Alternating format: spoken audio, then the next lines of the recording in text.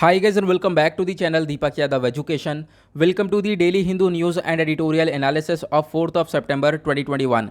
तो गाइज आज है तारीख 4 सितंबर 2021 और है सैटरडे। देखेंगे आज का द हिंदू कंप्लीट न्यूज़पेपर।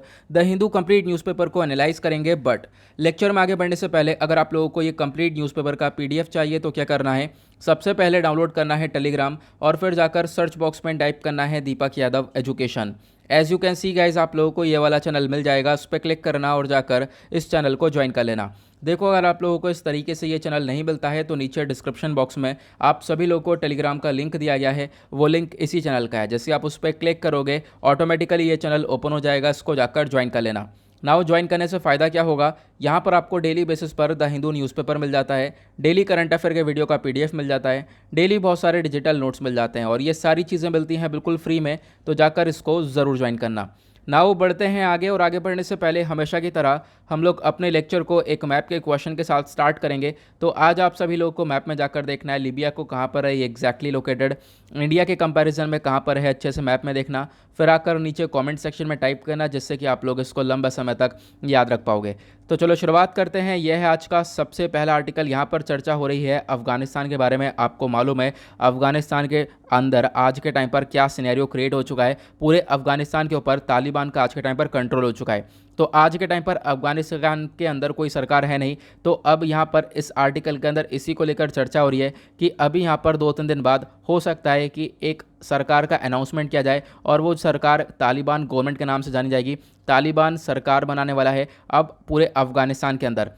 अब यहाँ पे क्वेश्चन ये है इस गवर्नमेंट को हेड कौन करेंगे, तो हेड करने वाले एक व्यक्ति है जिनका पिक्चर आप लोग यहाँ पर ये देख पा रहे होंगे, मुल्ला बरादर नाम है, ये हेड करने वाले हैं इस तालिबान गवर्नमेंट को। तो अभी आपको मालूम होगा अफगानिस्तान के अंदर कोई सरकार नहीं है, जो सरकार पहले थी उसको यहाँ पर तालिबान ने पूरी तरह से ख़त्म कर दिया है। जो वहाँ के प्रेसिडेंट थे वो छोड़कर भाग चुके हैं अफगानिस्तान। ये सब कुछ हम लोग सारा चीज़ें डिस्कस कर चुके हैं हाथों हाथ।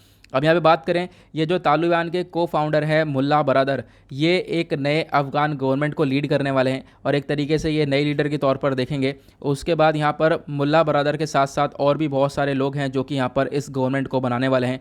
मुल्ला बरादर के साथ साथ और किस किस का नाम आया है, तो यहाँ पर मोहम्मद याकूब हैं, उसके बाद शेर मोहम्मद अब्बास यहाँ पर नाम दिए गए हैं। ये एक 3 मेजर लोग हैं यहाँ पर आप कह सकते हो। उसके साथ साथ ये जो टॉप लीडर्स हैं ये अराइव कर चुके हैं काबुल में और यहाँ पर फोकस ये किया जा रहा है कि आने वाले 2 से 3 दिनों के अंदर अनाउंस कर दिया जाएगा एक नई गवर्नमेंट के बारे में। और जो ये नई सरकार आने वाली है इसको तालिबान पूरी तरह से कंट्रोल करने वाला है। और आपको मालूम होगा फिर उसके बाद यहाँ पे डिस्कशन हुआ है कि 15 अगस्त एक ऐसी तारीख थी जब तालिबान ने कंट्रोल किया किसको, काबुल को। काबुल अफगानिस्तान की कैपिटल थी। सभी लोग इंतजार कर रहे थे, सभी लोग को यहाँ पर डर था कि जैसे यहाँ पर काबुल कंट्रोल में आ जाएगा तालिबान के, समझ लेना पूरा अफगानिस्तान कंट्रोल में आ जाएगा। तो यहाँ पर यही हुआ है कि तालिबान के कंट्रोल में 15 अगस्त को आ चुका था काबुल और फिर उसके बाद वहाँ के जो प्रेसिडेंट वगैरह थे वो सब भाग गए।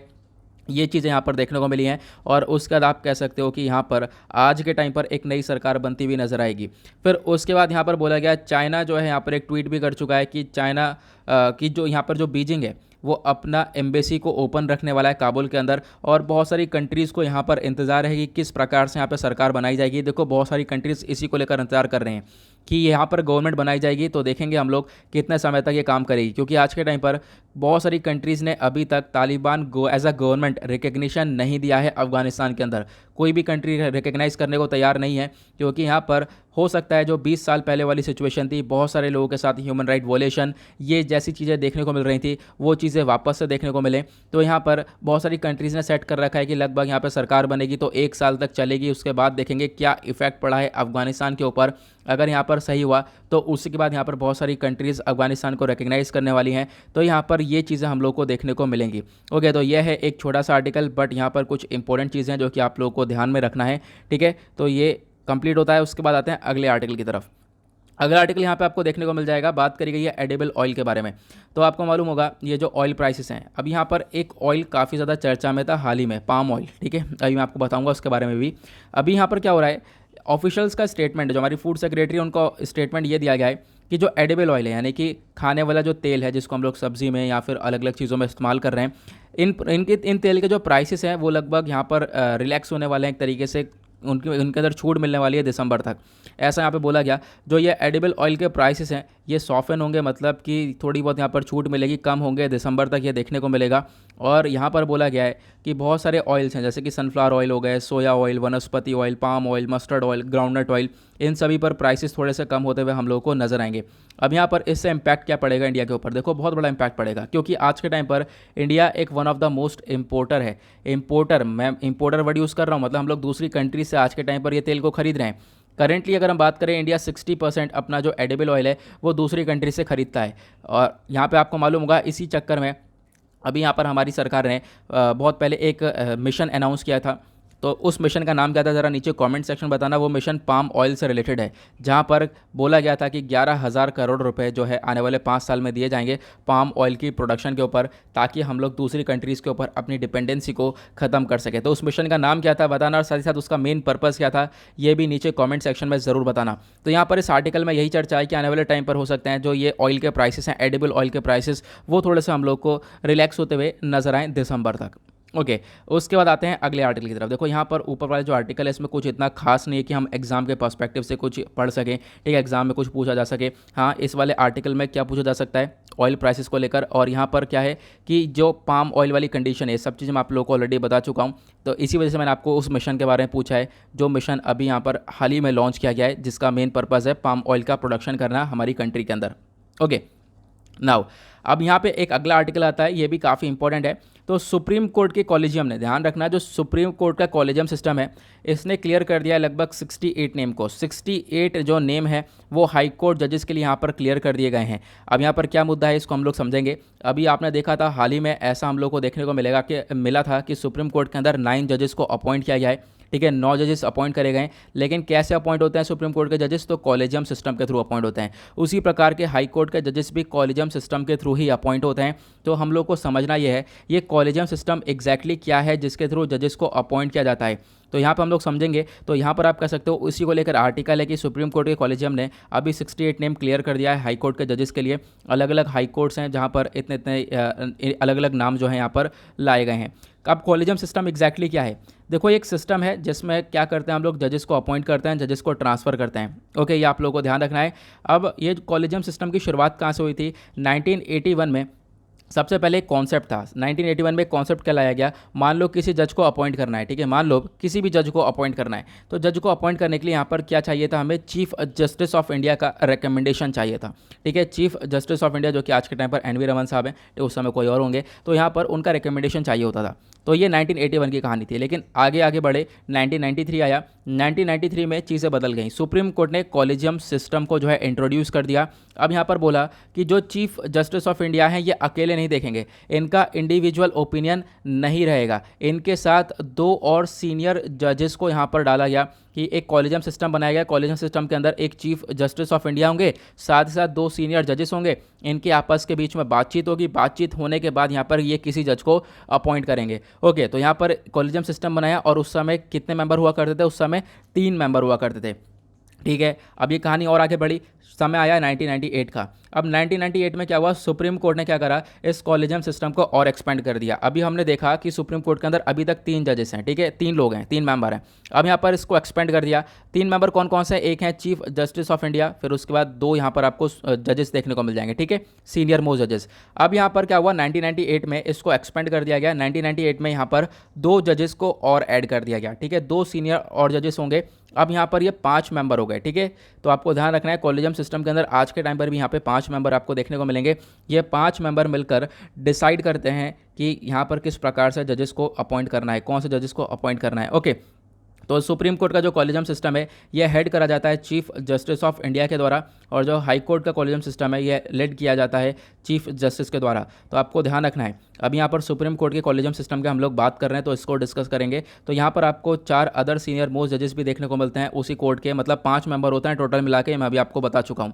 क्वेश्चन ये है कि सरकार का कोई रोल नहीं है यहाँ पर। बिल्कुल, सरकार का कोई यहाँ पर रोल नहीं है, एक बहुत लिमिटेड रोल है। वो है सिर्फ और सिर्फ एक इंक्वायरी बैठाने का, और वो इंक्वायरी बैठाई जाती है इंटेलिजेंस ब्यूरो के द्वारा। इंटेलिजेंस ब्यूरो क्या है, एक रेप्यूटेड एस्टेब्लिश्ड इंटेलिजेंस एजेंसी है, ठीक है, जिसको कंट्रोल करता है मिनिस्ट्री ऑफ होम अफेयर्स। अब क्वेश्चन ये है कि देखो यहाँ पर हमने देखा कि ये देखो जजेस के नाम लाए गए हैं। तो जजेस के नाम कैसे लाए जाते हैं? तो जैसे मैंने आपको बता दिया, मान लो यहाँ पे मैं आपको थोड़ी बहुत चीज़ें और बता देता हूँ। मान लो जैसे चीफ जस्टिस ऑफ इंडिया है, ठीक है, चीफ जस्टिस ऑफ इंडिया को कैसे अपॉइंट किया जाता है, सुप्रीम कोर्ट के चीफ जस्टिस ऑफ इंडिया है, इनको अपॉइंट करा जाता है प्रेसिडेंट के द्वारा। लेकिन प्रेसिडेंट के साथ साथ यहाँ पे और भी बहुत सारे लोग होते हैं। प्रेसिडेंट के साथ साथ मैं आपको एग्जांपल देता हूँ। देखो करंटली कौन है चीफ जस्टिस ऑफ इंडिया, वो है एन वी रमन साहब। अब इनसे पहले जो भी चीफ जस्टिस ऑफ इंडिया थे पहले वाले, उनका रिकमेंडेशन भी चाहिए होता है। वो भी यहाँ पे रिकमेंड करेंगे कि हाँ उन्होंने जब पहले बोला होगा कि हाँ एन वी रमन साहब को यहाँ पर चीफ जस्टिस ऑफ इंडिया बनना चाहिए, तभी ये बने हैं। ठीक है, फिर इसके बाद यहाँ पर एक होनी चाहिए सीनियरिटी। मान लो जिसको भी आप चीफ जस्टिस ऑफ इंडिया बना रहे हो वो कितना सीनियर है, उसकी सीनियरिटी को भी देखा जाता है। यहाँ पर 3 चीज़ें होती हैं, आपको ध्यान रखना है। प्रेसिडेंट अपॉइंट करते हैं, फिर उसके बाद यहाँ पर पुराने वाले चीफ जस्टिस ऑफ इंडिया का रिकमेंडेशन, और देन उसके बाद यहाँ पर जो भी यहाँ पर चीफ जस्टिस ऑफ इंडिया बनने वाले हैं उनकी सीनियरिटी। तो ये चीज़ें यहाँ पर कुछ हैं, तो आपको ध्यान रखना है। और उसी प्रकार से जो सुप्रीम कोर्ट के जजेस हैं इनको कौन अपॉइंट करता है, तो जैसे हमने डिस्कस किया, जो जजेस हैं उनको अपॉइंट करता है कॉलेजियम सिस्टम। अब जो यहाँ पर कॉलेजियम सिस्टम है इसके अंदर आपको 5 मेंबर देखने को मिलेंगे। एक चीफ जस्टिस ऑफ इंडिया है, 4 बाकी अदर सीनियर जजेस हैं। इनके बीच में कंसल्टेशन होगा, इनकी आपस में बातचीत करेंगे। बातचीत करने के बाद ये आप कह सकते हो कि एक फाइल वगैरह बनाएंगे, और उसके बाद यहाँ पर एक कॉलेजियम सिस्टम क्या करेगा, कॉलेजियम सिस्टम ये पूरा का पूरा जो रिकमेंडेशन है ये लॉ मिनिस्टर को भेजेगा, और फिर लॉ मिनिस्टर क्या करेगा, ये फॉरवर्ड कर देगा प्राइम मिनिस्टर को, and then at the last prime minister हमारे एडवाइस करेंगे प्रेसिडेंट को। तो यानी कि चाहे वो आप कह सकते हो चीफ जस्टिस ऑफ इंडिया हो, चाहे वो जजेस हो, उनको अपॉइंट करने वाले हमारे प्रेसिडेंट ही हैं। एट द लास्ट यहाँ पे प्रेसिडेंट ही अपॉइंट करते हैं, तो आपको ध्यान रखना है इसके बारे में। अब यहाँ पर कुछ चीज़ें देखो ये बताई गई हैं। कॉलेजियम सिस्टम के अंदर कुछ क्रिटिसिज्म देखने को मिलता है, मतलब यहाँ पर कुछ आलोचना होती है इसकी, वो होती है जैसे कि लैक ऑफ ट्रांसपेरेंसी है। यहाँ पर कोई इतनी ट्रांसपेरेंसी नहीं है, किसी को कुछ नहीं पता है, अंदर ही अंदर काम चल रहा है। और इसके बाद नेपोटिज्म देखने को मिल जाता है। नेपोटिज्म मतलब कि यहाँ पर अपने ही रिलेटिव्स को ये लोग आगे बढ़ाते हुए चल रहे हैं, भाईचारा जैसी चीज़ें देखने को मिल रही है। बाकी सारे लोग पीछे रह जा रहे हैं, अपनी फैमिली मेंबर को यहाँ पर ये आगे बढ़ाते हुए चले जा रहे हैं। अब यहाँ पर हम लोग बात करते हैं हमारे संविधान के अंदर यहाँ पर कौन से आर्टिकल के अंदर ये सारी चीज़ें मेंशन्ड है। तो आर्टिकल 124 क्लॉज 2 जो हमारे इंडियन कॉन्स्टिट्यूशन का है, ये यहाँ पर बात करता है, प्रोवाइड करता है कि जैसे यहाँ पे सुप्रीम कोर्ट के जजेस हैं उनको अपॉइंट किया जाता है प्रेसिडेंट के द्वारा।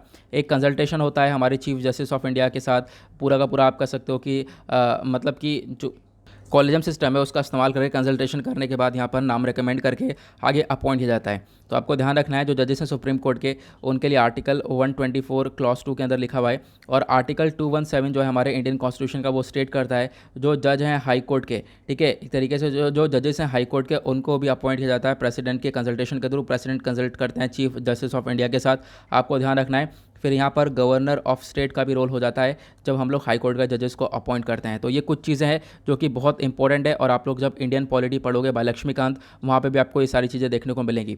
उसके बाद एक आर्टिकल आपको ये देखने को मिल जाएगा, यहाँ पर चर्चा हो रही है कि लगभग 3 डायनासोर की प्रजातियाँ हैं जिनके फुटप्रिंट्स पाए गए हैं, और ये जो फुटप्रिंट्स हैं बहुत पुराने हैं, और ये कहाँ पर पाए गए हैं, थार डेजर्ट में पाए गए।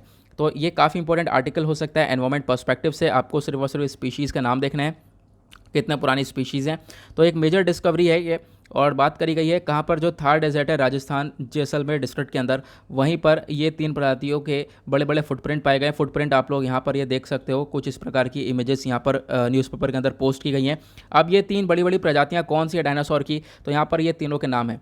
एक है यूब्रोन्स सी गिगैंटस, और दूसरा है यूब्रोन्स ग्लैनरोसेंसिस, और उसके बाद है ग्रेलेटर टेनुस। तो यहाँ पर ये 3 नाम है, 3 स्पीशी हैं डायनासोर की। और बताया गया है कि इनका जो साइज़ है वो बहुत बड़ा होता था। जो यूब्रोन्स हैं इनका साइज़ लगभग आप कह सकते हो 12 से 15 मीटर लंबे ये डायनासोर हुआ करते थे। जब वज़न हुआ करता था 500 किलोग्राम से 700 किलोग्राम तक यहाँ पर इन डायनासोर्स का वज़न हुआ करता था, ठीक है। तो यहाँ पर आप कह सकते हो कि काफ़ी ह्यूज साइज था इनका, बिल्कुल। उसके साथ साथ यहाँ पे बोला गया ये जो फुटप्रिंट्स है कितने पुराने हो सकते हैं। यहाँ पे एक्सपर्ट्स का कहना यह है कि लगभग 200 मिलियन साल पुराने ये फुटप्रिंट्स पाए गए हैं राजस्थान के अंदर। तो ये एक मेजर डिस्कवरी हो सकती है, आगे भी ये चर्चा में आ सकती है। तो आपको इसके बारे में एक छोटा सा आइडिया डेफिनेटली रखना है, इंपॉर्टेंट हो जाता है ये, ठीक है। उसके बाद यहाँ पर ये कहाँ पे पाया गया है, थार डेजर्ट के अंदर। तो मैं आपको थार डेजर्ट के बारे में कुछ चीज़ें बता देता हूँ, क्योंकि बहुत सारे एग्जाम्स में थार डेजर्ट के बारे में पहले क्वेश्चंस बन चुके हैं। तो थार डेजर्ट ये आपका आर्टिकल GS पेपर 1 ज्योग्राफी के पॉइंट ऑफ व्यू से इंपॉर्टेंट हो जाएगा, ठीक है। साथ साथ प्रीलिम्स के पॉइंट ऑफ व्यू से इंपॉर्टेंट हो जाएगा, प्रीलिम्स में डायरेक्टली क्वेश्चन बन सकता है। अब यहाँ पर जो ये नेम है ना थार, ये कहाँ से आया है, थुल से आया है, ठीक है। एक जनरल टर्म है, तो थुल से यहाँ पर आया है। अब लोकेशन कहाँ पर है थार डेजर्ट एग्जैक्टली, ये थार डेजर्ट लोकेटेड है राजस्थान स्टेट के अंदर, नॉर्थ वेस्टर्न इंडिया। कुछ हिस्सा इसका पंजाब में है, कुछ हिस्सा सिंध प्रोविंस में है, कुछ हिस्सा यहाँ पर ईस्टर्न पाकिस्तान के अंदर आपको देखने को मिलेगा। एग्जैक्टली राजस्थान के अंदर देखने को मिलता है, ओके। एरिया की बात करें, जो ये थार डेजर्ट है, सूखा पड़ा हुआ एरिया है, ठीक है। आप कह सकते हो लगभग 2 लाख स्क्वायर किलोमीटर का इसका एरिया ये कवर करता है। एक नेचुरल बाउंड्री बनाता है ये इंडिया और पाकिस्तान के बीच में, आपको ध्यान रखना है। साथ साथ ये जो सरफेस है इसका, यहाँ पर एवलिन पाया जाता है, मतलब विंड जो है पूरी तरह से विंड डिपॉजिटेड यहाँ पर बोला गया है, विंड डिपॉजिटेड सैंड। ऐसी मिट्टी है जो कि हवा के द्वारा यहाँ पर डिपॉजिट करी गई है, आपको ध्यान रखना है। और ये सैंड डिपॉजिट करी गई थी बहुत पहले, लगभग 1.8 मिलियन ईयर्स अगो। उसके बाद यहाँ पर बोला गया जो सैंड ड्यून से वो अलग अलग प्रकार के यहाँ पर लैंडफॉर्म्स आपको देखने को मिल जाएंगे। मतलब ड्यून से कहीं कहीं टीला बना पड़ा है, कहीं कहीं ऐसी रेत यहाँ पर आपको देखने को मिल जाए जिसको हम लोग रेगिस्तान बोलते हैं, है ना।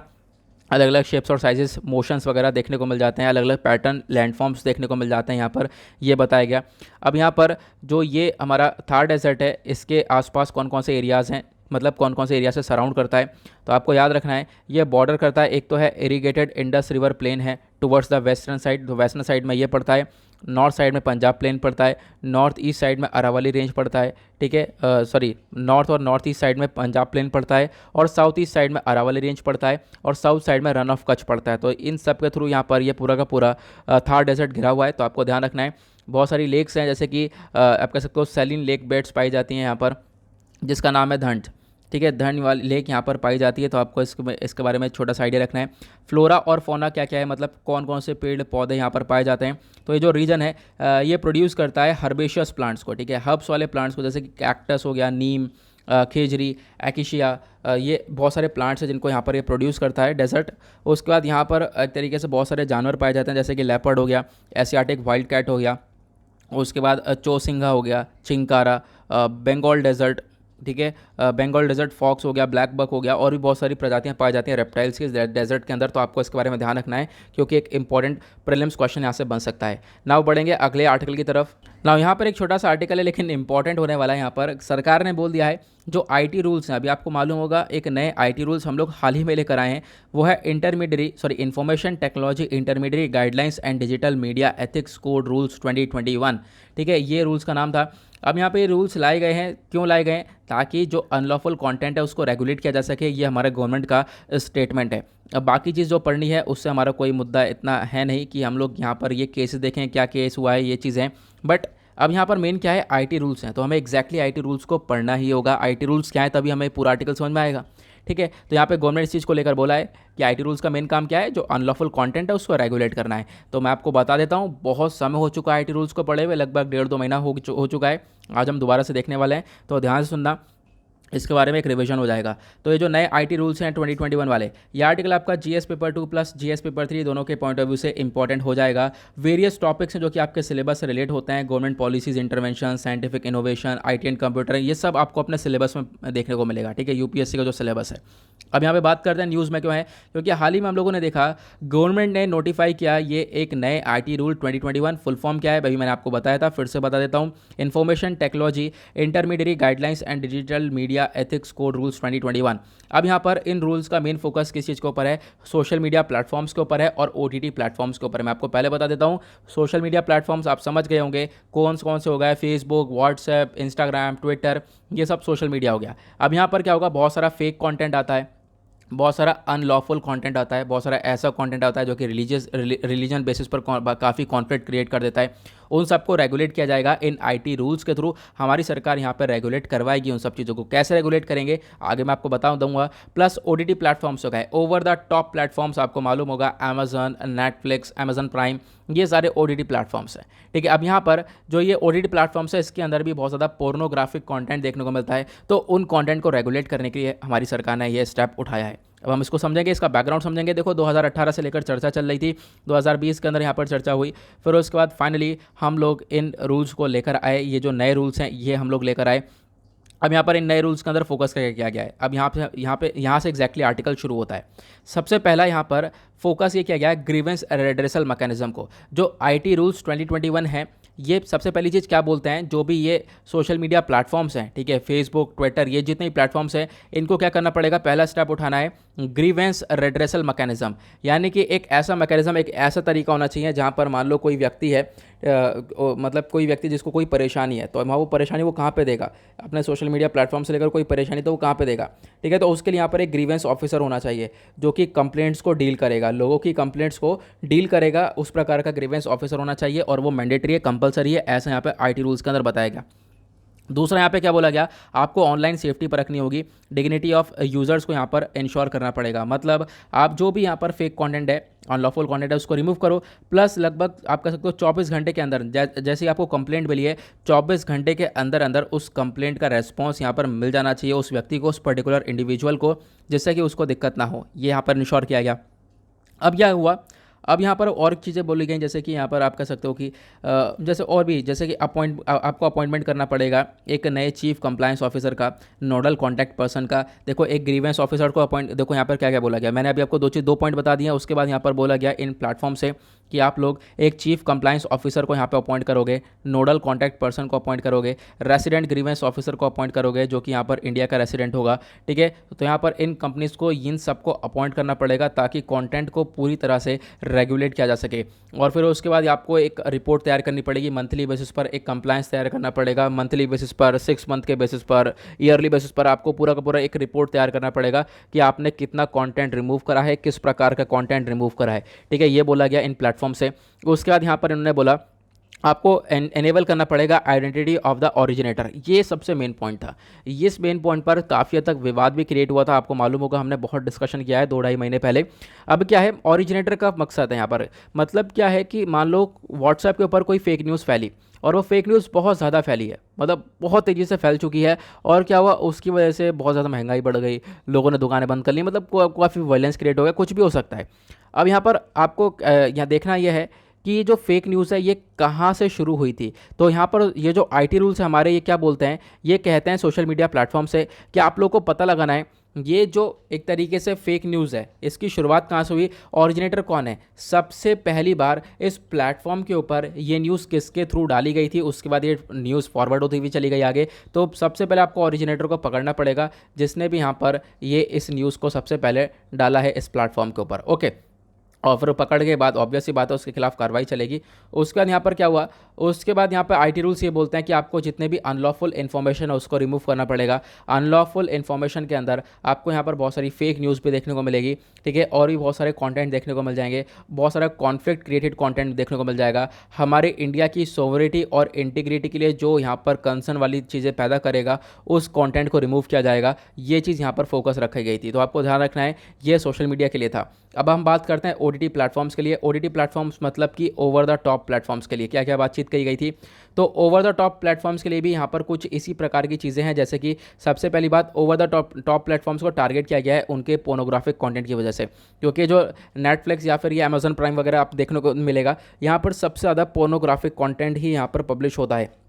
तो यहाँ पर बोला कि आप इन कंटेंट को रेगुलेट करोगे, आपके पास सेल्फ क्लासिफिकेशन होना चाहिए, आप क्लासीफाई करो हर एक कंटेंट को, जो आपका कंटेंट है ना उसमें आप लोग अलग अलग एज वाइज कैटेगरीज के अंदर बांटो। 7 साल की उम्र के लिए कौन सा कंटेंट है, 13 साल वालों के लिए कौन सा कंटेंट है, 16+ वालों के लिए कौन सा कंटेंट है, प्लस एडल्ट के लिए कौन सा कंटेंट है, आपको इनको कैटेगराइज करना पड़ेगा। प्लस पेरेंटल लॉक का यहाँ पर ऑप्शन दिया गया है। प्लस उसके बाद आपको डिस्प्ले रेटिंग देनी पड़ेगी। मतलब डिस्प्ले रेटिंग का मतलब ये हो गया कि मतलब कोई आपने वेब सीरीज़ या कुछ भी दिखाया तो उसको दिखाने से पहले आप पहले ही बता दो उसमें किस प्रकार का कंटेंट है, क्या नेचर होने वाला है, ये बच्चों के देखने के लिए है या नहीं है, ये सारी चीज़ आपको पहले से बताना होगा, डिस्प्ले रेटिंग करनी होगी। उसके बाद यहाँ पर ग्रीवेंस रेड्रेसल मैकेनिज्म के लिए यहाँ पर बताया गया। अगेन यहाँ पर जैसे कि हमारे सोशल मीडिया प्लेटफॉर्म के अंदर था, मान लो किसी व्यक्ति को कोई परेशानी है तो उसकी कंप्लेंट कौन सुनेगा, तो उसी प्रकार से यहाँ पर ऑफिसर्स को हायर किया जाएगा। और यहाँ पर ओटीटी प्लेटफॉर्म्स के अंदर भी वही सब सेम चीज़ें हैं। अब यहाँ आपको रेगुलेशन देखने को मिलेगा, अलग अलग प्रकार से रेगुलेट किया जाएगा कंटेंट को। एक तो सेल्फ रेगुलेशन पब्लिशर खुद कर सकते हैं, या फिर सेल्फ रेगुलेशन किया जाता है एक बॉडी को, एक तरीके से आप कह सकते हो कि सेल्फ बॉडी के द्वारा। उसके बाद यहाँ पर ओवरसाइट मैकेनिज्म भी बनाया जा सकता है। अब इसका मतलब क्या है, मैं आपको एक एक करके बताता हूँ। मतलब कि जो पब्लिशर्स हैं वो एक ग्रीवेंस और रेड्रेसल ऑफिसर को अपॉइंट कर सकते हैं जो कि इन सारी दिक्कतों, लोगों की दिक्कतों को देखेगा। उसके बाद यहाँ पर दूसरा सेल्फ रेगुलेटरी बॉडी हो सकती है, यहाँ पर जो भी आप कह सकते हो कि वन और मोर जो सेल्फ रेगुलेटरी बॉडीज़ है पब्लिशर्स की, उसको अपॉइंट किया जा सकता है। और उसके बाद आप कह सकते हो मतलब कि ये जो बॉडी है, जो बॉडी बनाई जाएगी, इसको सुप्रीम कोर्ट के जज जो है हेड करेंगे, जो रिटायर्ड जज होते हैं वो हेड करेंगे, वो चीज़ों को ज़्यादा अच्छी तरीके से देख सकते हैं। उसके बाद eight the last oversight mechanism है। ओवरसाइट मैकेनिज्म के अंदर एक कमेटी वगैरह बनाई जाएगी, ठीक है, एस्टेब्लिश करी जाएगी कमेटी, जो कि आप कह सकते हो इन सारे कंटेंट को देखने वाली है। तो आपको ध्यान रखना है, ये आईटी रूल्स हैं, इनके बारे में आपको थोड़ा सा आइडिया होना चाहिए, बहुत इंपॉर्टेंट है। उसके बाद अगला आर्टिकल चर्चा करता है इंडिया और रशिया की फ्रेंडशिप के बारे में, ठीक है। यहाँ पर क्या क्या बोला गया है, बहुत थोड़े से पॉइंट हैं जिसको हम लोग देखने वाले हैं। यहाँ पे हमारे प्राइम मिनिस्टर ने काफ़ी सारी चीज़ें बोली हैं, जैसे कि जो फ्रेंडशिप है इंडिया और रशिया के बीच में आज के टाइम पर काफ़ी पीक पर है। और हाल ही में हम लोगों ने देखा हमारा जो कोऑपरेशन है वो काफ़ी बेहतरीन रहा है। कोविड-19 के समय में जो दोनों कंट्रीज़ का मिलकर हमने रिलेशन देखे हैं वो काफ़ी बेहतरीन रहे। दोनों कंट्रीज़ ने मिलकर आपस में एक दूसरे की मदद भी करी है, चाहे वो वैक्सीन का एरिया कह लो, ठीक है। आपको मालूम होगा स्पुतनिक 5 वैक्सीन रशियन वैक्सीन है, जो कि इंडिया के अंदर आपको देखने को मिलेगी। वैक्सीन के अलावा भी और भी बहुत सारी चीज़ों के अंदर दोनों के कोऑपरेशन काफ़ी अच्छे रहे हैं। ये स्टेटमेंट हमारे प्राइम मिनिस्टर के द्वारा दिया गया है, तो आपको ध्यान रखना है, ठीक है। यहाँ पर क्या दिया, यहाँ पर ये सारी चीज़ें बोली गई जो कि मैंने अभी आपको बताया। उसी के साथ यहाँ पर बोला गया कि आज के टाइम पर इंडिया और रशिया के ये रिलेशंस के अलावा इंडिया और रशिया दोनों मिलकर एनर्जी पार्टनरशिप में भी देख रहे हैं। एनर्जी पार्टनरशिप में भी आपको दोनों के रिलेशंस अच्छे देखने को मिलेंगे। डिफेंस कोऑपरेशन के अंदर भी दोनों के रिलेशंस आपको बहुत ज़्यादा अच्छे देखने को मिल जाएंगे। उसके बाद यहाँ पर एक रिजोल्यूशन के बारे में चर्चा हो रही है। आपको मालूम होगा अभी यहाँ पर यूएनएससी के अंदर तालिबान को लेकर, अफगानिस्तान को लेकर एक रिजोल्यूशन पास एडॉप्ट किया गया था, ठीक है। एक एडॉप्ट किया गया रिजोल्यूशन, उसका नाम था रिजोल्यूशन 2593। कल मैंने आपको डिटेल में समझाया था ये रिजोल्यूशन 2593 एडिटोरियल सेक्शन पर। आज के सुबह वाले डेली करंट अफेयर के वीडियो में भी आपको देखने को मिलेगा। बाय द वे मैं आपको बता दूं, जो डेली करंट अफेयर का वीडियो डेली बेसिस पर अपलोड होता है सुबह 5 बजे, उसको जाकर ज़रूर देखा करो। वहाँ पर बहुत इंपॉर्टेंट आर्टिकल्स का डेली बेसिस पर डिस्कशन होता है, ठीक है। मतलब कि आप लोगों ने अगर दोनों वीडियो कवर कर लिए तो मुझे नहीं लगता यूपीएससी या स्टेट पीएससी के लिए कोई करंट अफेयर रह जाएगा, अगर आप लोग हाथों हाथ दोनों वीडियो को कवर करते हुए चल रहे हो तो, ठीक है। हालांकि वो वीडियो भी लंबा हो चुका है, 40-45 मिनट का होता है, लेकिन वो पूरा वर्थ करता है। आपको बाकी सारे न्यूज़पेपर के आर्टिकल भी यहाँ पे देखने को मिलते हैं जो कि मोस्ट इंपॉर्टेंट होते हैं। ओके, अब यहाँ पर क्या है, एक रेजोल्यूशन अडॉप्ट किया गया था इंडिया के द्वारा, ठीक है, यूएनएससी के अंदर। और उस रिजोल्यूशन के अंदर बात करी गई कि अफगानिस्तान के अंदर जो तालिबान है उसको यहाँ पे टेररिज्म को कम करना पड़ेगा। बाकी सारे जो लोग हैं उनको, जो निकलना चाहते हैं अफगानिस्तान से, उनको शांतिपूर्वक निकालना होगा। ये सारी चीज़ें बताई गई थी। लेकिन यहाँ पर दो कंट्रीज़ है जिन्होंने यहाँ पर इस रिजोल्यूशन के अगेंस्ट में वोट किया था, आपको मालूम होगा। एक तो है रशिया, रशिया ने अगेंस्ट में वोट किया। रशिया के अलावा चाइना ने भी इस रिजोल्यूशन के अगेंस्ट में वोट किया था, तो आपको ध्यान रखना है। ओके, ये चीज़ें हैं। उसके बाद यहाँ पर रिलेशन के बारे में चर्चा की गई। तो रिलेशन यहाँ पर मतलब रिसेंटली हम लोगों ने देखा है कि दोनों कंट्रीज़ के जो रिलेशन है वैक्सीन के मामले में, कोविड के कोऑपरेशन के मामले में, वो काफ़ी अच्छे रहे हैं, ऐसा हमारे प्राइम मिनिस्टर का स्टेटमेंट है। उसके बाद एक आर्टिकल आपको ये देखने को मिल जाएगा, आर्मी ने हमारी कंडक्ट करी है एक एक्सरसाइज, एक अभ्यास करवाया गया है। कुछ आर्मर्ड एलिमेंट्स हैं लद्दाख के अंदर, वहीं पर एक्सरसाइज कंडक्ट करवाई गई है, अभ्यास हुआ है, ठीक है। तो ये आर्मी ने एक अभ्यास किया, आपको याद रखना है, कहाँ पर, सुपर हाई ऑल्टीट्यूड एरिया के अंदर, लद्दाख वाले रीजन के अंदर। लगभग यहाँ पर आप कह सकते हो लेह बेस्ड 14 कॉर्प्स थे यहाँ पर। और ये वो वाला एरिया है जहाँ पर इंडिया और चाइना के बीच में आप कह सकते हो लंबे समय तक, लगभग लंबे समय तक स्टैंड ऑफ चला था आपस में। यहाँ पर इंडिया चाइना के सोल्जर्स खड़े पड़े थे, तो वहीं पास में ही वो रीजन भी आपको देखने को मिल जाएगा, ये बताया गया। उसके बाद यहाँ पर ये जो अभ्यास हुआ है, अब यहाँ पर ये लोग देख पा रहे होंगे आप लोग, ये जो पिक्चर है इस अभ्यास की, ये पिक्चर ये दी गई है। उसके बाद यहाँ पर, तो यहाँ पर जो लेफ्टिनेंट जनरल हैं PG Menon, general officer commanding, अब यहाँ पर इन्होंने क्या करा, एक तरीके से चेक किया है जो स्नो लेपर्ड ब्रिगेड है उसको। और यहाँ पर आप कह सकते हो आराम से ये हमारी अभ्यास पूरी तरह से हो चुका है।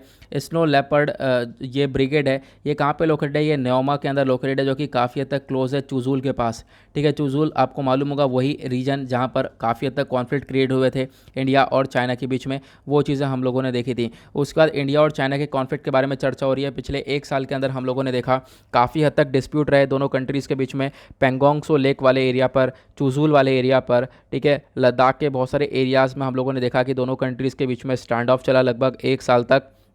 ये सारी चीज़ें हम लोग को देखने को मिली हैं। उसके बारे में यहाँ पर एक आर्टिकल है, ज़्यादा ऐसा कुछ भी नहीं है कि हम लोग हमारे एग्जाम पर्सपेक्टिव से कुछ क्वेश्चन बन सके, तो ऐसा कुछ भी देखने को तो नहीं मिल रहा है फिलहाल अभी। तो फिलहाल आप कुछ एक छोटा सा आइडिया इसके बारे में रख सकते हो। उसके बाद एक आर्टिकल है, ज़बरदस्त आर्टिकल है, इंडिया और यूएस ने मिलकर एक प्रोजेक्ट साइन किया था, एक एग्रीमेंट साइन किया है। किस चीज़ को लेकर है? Air launched UAV, unmanned air vehicle को लेकर। ठीक है, अब यहाँ पर मैं आपको समझाऊंगा एग्जैक्टली क्या है। तो इंडिया और यूएस ने मिलकर ये एक प्रोजेक्ट एग्रीमेंट साइन किया था, कब? 30 जुलाई को। ये 30 जुलाई को एग्रीमेंट साइन कर लिया गया था। इस एग्रीमेंट के बारे में अभी तक किसी को नहीं पता, अपने अपने में इन्होंने चुपचाप एग्रीमेंट साइन कर लिया। अब जाकर इसके बारे में पता चल रहा है। इस एग्रीमेंट में क्या बोला गया है कि यहाँ पर ये लोग एक तरीके से क्या बनाने वाले हैं? ये बनाने वाले हैं ALUAV, air launched unmanned एयरल vehicle. ये बनाएंगे defence technology and trade initiative, जो DTTI है, उसके अंडर में। ओके, तो आपको ध्यान रखना है। अब यहाँ पर ये जो air launched unmanned air vehicle है, ये क्या है?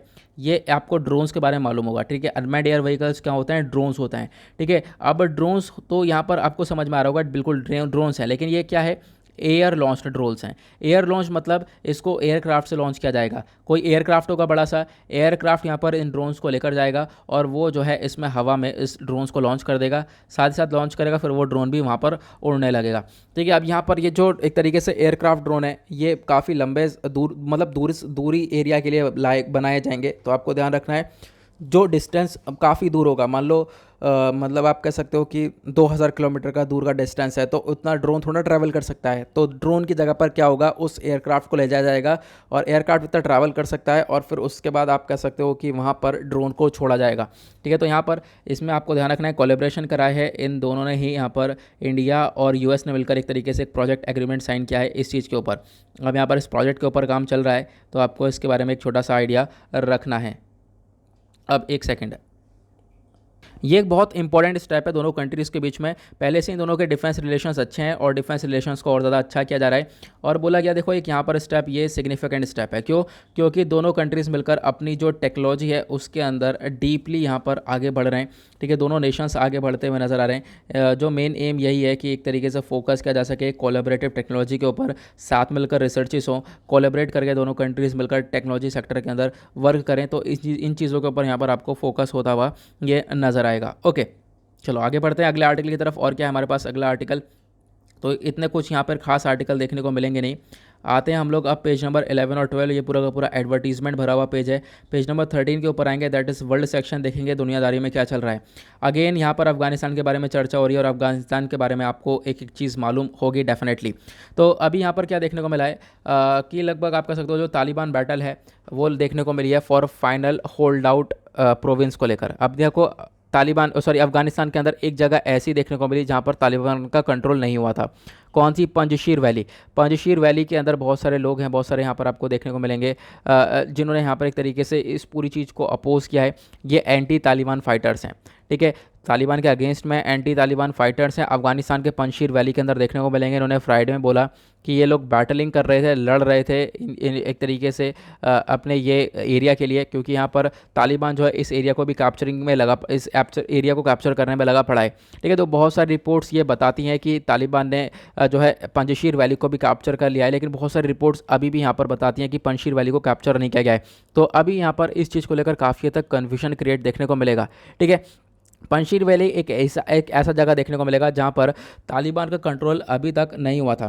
ठीक है, ऐसा यहाँ पे बोला गया, जो लगभग यहाँ पर काफ़ी हद तक एफर्ट्स लगाए गए हैं बहुत सारे लोगों के द्वारा, जो भी एंटी तालिबान फाइटर्स हैं उनके द्वारा लगाए गए हैं पंजशीर वैली को अभी तक बचा के रखने में। लेकिन यहाँ पर मैंने जैसा बताया कि अभी यहाँ पर कन्फ्यूजन चल रहा है, बहुत सारी रिपोर्ट्स क्लियर नहीं कर पा रही हैं। बहुत सारी रिपोर्ट्स बताती हैं कि तालिबान का कंट्रोल हो चुका है, बहुत सारी रिपोर्ट्स बताती हैं कि तालिबान का कंट्रोल अभी भी पंजशीर वैली पर नहीं देखने को मिला है। ओके, देन उसके बाद यहाँ पे आप कह सकते हो जो पंजशीर वैली के अंदर एक हेड आपको देखने को मिल जाएंगे, एक मतलब अहमद मसूद यहाँ पर आपको देखने को मिलेंगे। इनके द्वारा बहुत कुछ बोला गया है, जैसे कि इन्होंने बोला कि तालिबान हम लोग को सीट ऑफर कर रहा था। तालिबान क्या कह रहा था? हम लोग को सीट ऑफर कर रहा है, अपने न्यू एडमिनिस्ट्रेशन के अंदर 1 से 2 सीट्स अपनी ऑफर करता हुआ नजर आएगा। ठीक है, ये बोला गया। उसके बाद यहाँ पर आप कह सकते हो तालिबान ने अटैक भी करे हैं बहुत ज़्यादा। इनके ऊपर, और तालिबान ने एक path of war he choose किया है, ऐसा यहाँ पर मसूद साहब का कहना है। तो आपको ध्यान रखना है, ये सब चीज़ें र्यूटर्स के द्वारा बताई गई हैं। तो आप कह सकते हो र्यूटर्स से आर्टिकल लिया गया है, आपने देख पाओगे हिंदी ये न्यूज़पेपर के अंदर जो आर्टिकल है इसके अंदर भी नीचे मेंशन किया गया है, र्यूटर्स का यहाँ पे आर्टिकल उठाकर बताया गया है। र्यूटर्स कहेगा ये किसी और आर्टिकल से पोस्ट किया गया है, तो ज़्यादातर यही होता है कि ये आर्टिकल्स एक दूसरे से निकाल के उनका नाम ऐड कर देते हैं कि हाँ ये यहाँ से निकाला गया, यहाँ से निकाला गया है। ओके, तो यहाँ पे हमने देखा कि अभी मतलब अटैक करने की कोशिश की, अटैक काफ़ी हद तक किया तालिबान के द्वारा पंजशीर वैली पर, लेकिन यहाँ पे इनके द्वारा जो अहमद शाह मसूद है इनके द्वारा बताया गया, ये एक तरीके से लायन ऑफ पंजशीर के नाम से जाने जाते हैं। और यहाँ पर इन पंजशीर के अंदर इनका बहुत बड़ा कंट्रोल आपको देखने को मिलेगा। और साथ ही साथ यहाँ पर बोला है कि तालिबान का एक तरीके से अटैक तो हुआ था, लेकिन फिर भी यहाँ पर इन्होंने बाद में हमारी सीट्स वगैरह भी ऑफ़र करी हैं, लेकिन हमने यहाँ पर अभी इस चीज़ का कोई भी ऐसा रिप्लाई देखने को मिला नहीं है। ठीक है, अब तो आपको ध्यान रखना है, जो भी डील आई थी तालिबान के द्वारा बोला गया कि 1 से 2 सीट ले लो एडमिनिस्ट्रेशन के अंडर में, सरकार के अंडर में, और पंजशीर वैली को एक तरीके से अब छोड़ो, तालिबान के कंट्रोल में डालो। तो ऐसे ही इन चीज़ों को रिजेक्ट कर दिया है, तो आपको ध्यान रखना है, इन चीज़ों को रिजेक्ट कर दिया गया है। उसका एक आर्टिकल आपको ये देखने को मिलेगा, न्यूजीलैंड के अंदर एक अटैक हुआ है, टेररिस्ट अटैक। आपको मालूम होगा कल ये न्यूज़ काफ़ी ज़्यादा चर्चा में थी। इस्लामिक स्टेट से इंस्पायर एक टेररिस्ट था, ठीक है, वो एक तरीके से चाकू से मार रहा था लोगों को। तो आपको ध्यान रखना है, यहाँ पर इस न्यूजीलैंड के अंदर ये अटैक देखने को मिला, इससे भारत को भी खतरा हो सकता है डेफिनेटली, क्योंकि इन एरियाज़ के अंदर लगभग आप कह सकते हो न्यूजीलैंड के अंदर आबादी कितनी है, लगभग 50 से 52 लाख की आबादी। वहाँ पर ये आप कह सकते हो कि ये टेररिस्ट अटैक देखने को मिला है, लेकिन मतलब सही बात यह है कि यहाँ पर चाकू से अटैक देखने को मिला है, कोई इधर बॉम्ब वगैरह का अटैक नहीं देखने को मिला है, अदरवाइज़ बॉम्ब वगैरह से काफ़ी सारे लोगों की जान चली जाती। ठीक है, तो अभी यहाँ पर आप कह सकते हो कि इस जो टेररिस्ट है इसको मार दिया गया है, अंडर कवर पुलिस ऑफिसर ने जो है गोली मार दी है, और ये टेररिस्ट मर चुका है फिलहाल। तो अभी इसको लेकर यहाँ पर ये चर्चा काफ़ी ज़्यादा है। प्लस अब यहाँ पर न्यूजीलैंड अपनी प्रोडक्शन में लग चुका है, और उसके बाद बहुत सारी कंट्रीज़ को इस चीज़ को लेकर खतरा हो सकता है, क्योंकि आज के टाइम पर ये टेररिज्म एशिया वाले पार्ट के अंदर काफ़ी हद तक इंक्रीज़ होता हुआ नजर आएगा। बहुत सारी टेररिस्ट ऑर्गेनाइजेशन है, जैसे कि IS खुरासन हो गया, इसका मेन मकसद है पूरे इंडिया, पूरा पाकिस्तान, चाइना, इन सब चीज़ों के ऊपर कब्जा करना, इन सब चीज़ों के ऊपर IS ये खुरासन को इम्प्लीमेंट करना। तो यहाँ पर बहुत सारे टेररिस्ट ऑर्गेनाइजेशन जिन्होंने गोल बना रखा है, इस पूरे एरियाज़ के ऊपर हम लोग कब्जा करेंगे आने वाले टाइम पर। तो ये चीज़ें कहीं ना कहीं कंसर्न वाली बातें पैदा करती हैं इंडिया के लिए भी और वेरियस कंट्रीज़ के लिए भी। ओके, नाउ आएंगे पेज नंबर 14 के ऊपर। 14 के ऊपर कोई ऐसा आर्टिकल नहीं है कि मतलब एग्जाम पर्सपेक्टिव से इंपॉर्टेंट हो, तो इसको हम लोग स्किप करेंगे और चलेंगे हम लोग एडिटोरियल सेक्शन पर। तो आज सैटरडे में भी एडिटोरियल मतलब मतलब ज़्यादा आते नहीं है। यहाँ पे आप देख पाओगे एक आर्टिकल जो है सैटरडे में जो दूसरा पेज आता है एडिटोरियल का, वो ग्राउंड जीरो का आता है। यहाँ पर एक लंबा चौड़ा आर्टिकल दिया गया है, इसको आप लोग यहाँ पर नहीं पढ़ना है आपको। उसके बाद यहाँ पर 2 आर्टिकल सबसे ज़्यादा इंपॉर्टेंट देखने को मिलेंगे। यहाँ पर पूरे अफगानिस्तान की हिस्ट्री के बारे में चर्चा की गई है, पूरी हिस्ट्री के बारे में। आपके पास PDF आता है, पढ़ोगे आपको समझ में आ जाएगा। 2001 के अंदर ये अटैक हुआ, ये सारी चीज़ें हुई, कैसे यहाँ पर US एंटर करा अफगानिस्तान के अंदर, वो सारी चीज़ें बताई गई हैं। मैं आपको बताता हूँ 9/11 अटैक में आप लोगों को यहाँ पर समझाऊंगा। बहुत सारे लोगों की डिमांड भी थी कि एक बार फिर से यहाँ पर बता दो 9/11 अटैक के बारे में, तो आज फाइनली आर्टिकल भी आ चुका है, तो यहाँ पर हम लोग समझेंगे। उसका ये आर्टिकल कल हमने डिस्कस किया था, GST रेवेन्यू को लेकर चर्चा कर रहा है। आज आर्टिकल कुछ ज़्यादा खास देखने को मिले नहीं है। GST रेवेन्यू को क्या लेकर चर्चा कर रहा है, तो अभी हमने देखा कि जो अगस्त के महीने का GST रेवेन्यू है, क्योंकि अभी अगस्त का महीना खत्म हुआ है, तो उसका जो GST रेवेन्यू है वो 1.12 लाख के आसपास का देखने को मिला है, 1.12 लाख करोड़ के आसपास का। ठीक है, और हमारा टारगेट भी ये है कि हर महीने 1 लाख करोड़ से ज़्यादा का हमारा रेवेन्यू जनरेट हो।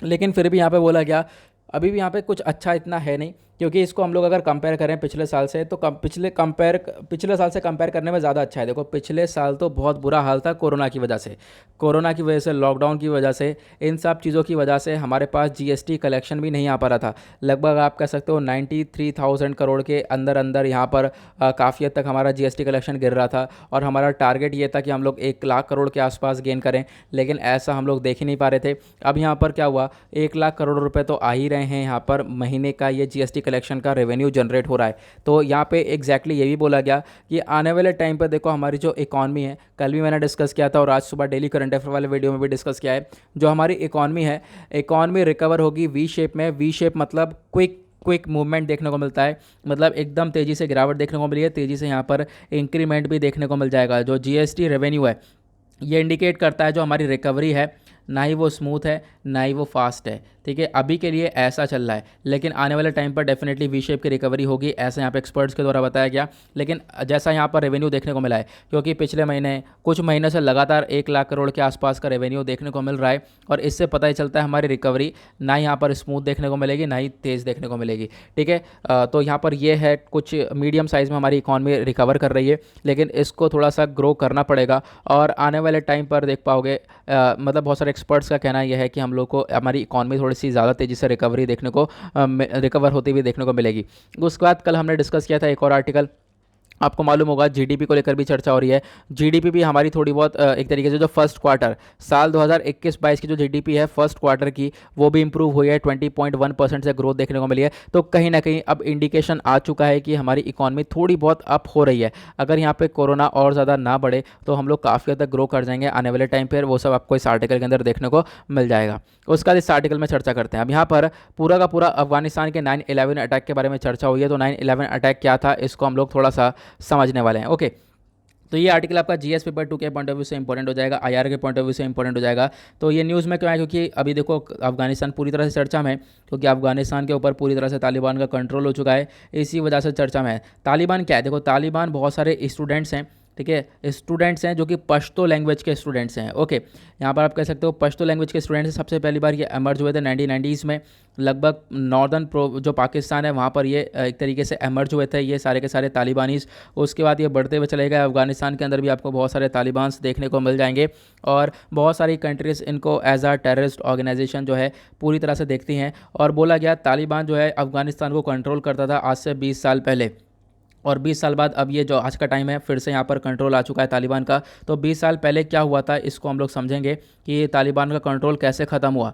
तो देखो यहाँ पर हुआ क्या था, मैं आपको समझाता हूँ। एक अटैक है 9/11 अटैक के नाम से काफ़ी ज़्यादा मशहूर है वो, ठीक है। ये अटैक हुआ था 11 सितंबर 2001 में, इसी वजह से इसको 9/11 अटैक बोला गया है। ये एक टेररिस्ट अटैक था अमेरिका के अंदर, लगभग 3000 लोगों की जान गई थी। अमेरिका में काफ़ी सारी बिल्डिंग्स, जिसका पिक्चर आपने थंबनेल आपने देखा होगा आज, वही है। बहुत सारी बिल्डिंग्स हैं। बिल्डिंग्स में क्या हुआ, एक अटैक हुआ और एक तरीके से प्लेन जो है वो इस बिल्डिंग के आर पार निकल गया। उन अटैक के बीच में क्या हुआ, 3000 लोगों की जान गई।